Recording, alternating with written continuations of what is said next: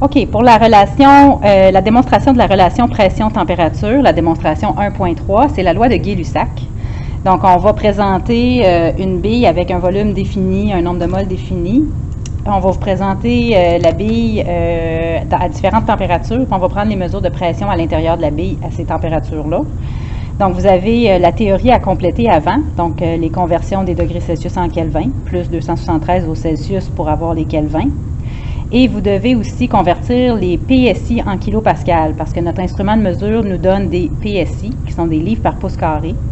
Donc, 14,7 PSI est égal à 101,3 kilopascal. Il fait présentement, vous le voyez sur le thermomètre, 25,5 degrés Celsius. Et la pression de la pièce, c'est 101,8 kilopascal. Donc, on va y aller. Dans votre tableau de résultats, vous pouvez barrer le Bécher 3. On va vous donner des mesures de température à l'air ambiant, Bécher 1, Bécher 2. Puis on va vous donner les températures, pas les températures, excusez-moi, les pressions absolues. Donc vous, ensuite, vous convertissez vos Celsius en Kelvin, vos pressions absolues en kilopascal, puis vous allez être capable de faire la dernière colonne ensuite. Là, excusez, c'est un petit peu flou, mais vous avez la feuille devant vous, fait que je pense que vous êtes capable de comprendre. On enlève le Bécher 3, on ne prendra pas 3 mesures. Donc, c'est parti. Pour l'air ambiant, je vais déplacer la caméra pour que vous voyez. Pour l'air ambiant, si vous regardez l'aiguille, est-ce qu'on voit bien l'aiguille? On est à peu près à 15 PSI. Donc, air ambiant, c'est-à-dire la température que vous avez écrit pour la température de la pièce, qui était, je pense, 25,9, c'est 15 PSI. Maintenant, on va le plonger dans l'eau chaude en premier. Je vais replacer la caméra, vous allez pouvoir voir.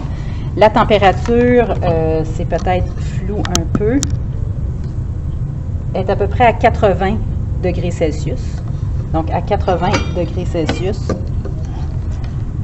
on va noter la pression. Fait que je vais me déplacer encore pour que vous voyez la pression. Vous voyez la pression qui augmente quand on chauffe la bille.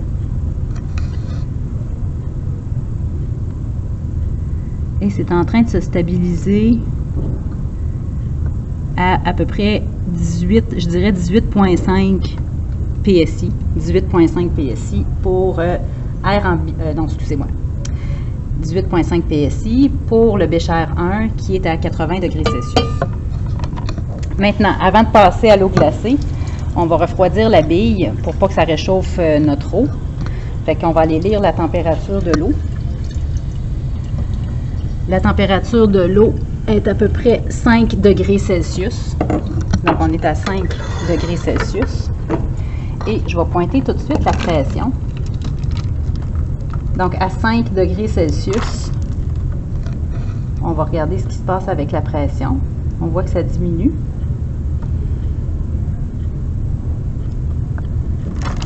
Il faut donner le temps à l'air dans la bille de se refroidir.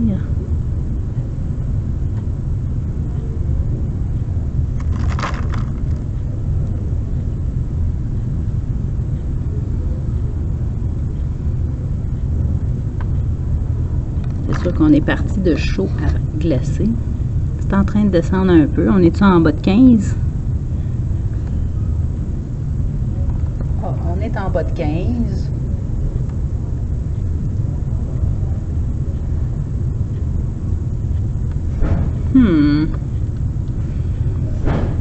Donc, vous pourriez noter 14 PSI pour cette pression-là. Donc, il vous reste juste la conclusion à écrire. Vous écrivez votre loi de Gay-Lussac, qui est P1 sur T1 égale P2 sur T2. Vous décrivez vos variables et vous écrivez évidemment à condition que le volume et le nombre de moles restent constants.